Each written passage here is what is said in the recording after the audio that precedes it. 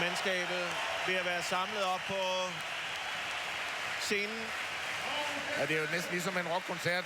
52-årige Kent Nielsen er den sidste guitarist, der skal op og hive i pokalen. Ja, det er vel næsten ligesom når forsangeren Stjernen kommer ind til allersidst, og det er jo Kent Nielsen.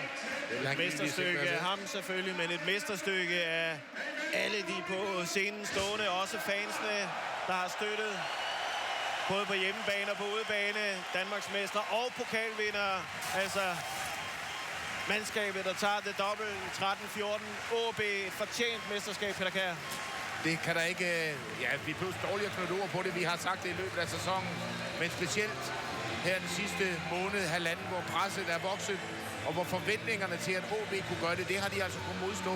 Og det synes jeg har været enestående, det de har leveret OB. Hvad betyder det her mål for